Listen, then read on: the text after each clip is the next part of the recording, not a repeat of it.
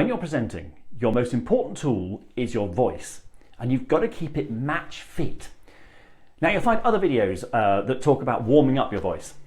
Do go and try those. I've given you some tongue twisters to use and some exercises that will help get your voice ready to go.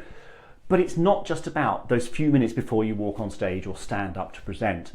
You need to keep your voice fit. So for example, if you are speaking at a conference, don't go out and party the night before because you will find yourself over projecting and you'll strain your voice. Keep it hydrated, and that doesn't mean alcohol or limit it. Not too much in the way of coffee and caffeinated drinks, but plenty of water. Keep it hydrated so that it sounds good. If it starts getting dry and scratchy, people are going to hear it. Think about sucking on a vocal zone. They are great throat pastels. They're designed particularly for singers and speakers and people who use their voices. Try to stop your voice getting tired.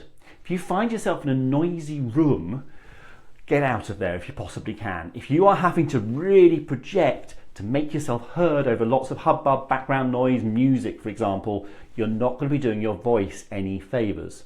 So for example, if I'm at a conference, I know I'm going to be speaking at maybe the following day, I will make sure that if I find myself projecting, I will move out. I will go back to my room, maybe go and rehearse my presentation again.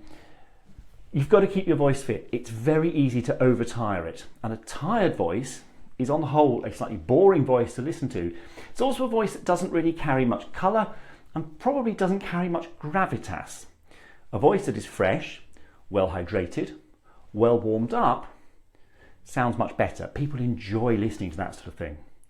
So just be aware of your voice. Think of it almost like a muscle. It's not actually muscle, but think of it like a muscle. You don't want to strain it in advance. You want it to be warmed up, you want it to be ready to go and as fit as it can possibly be.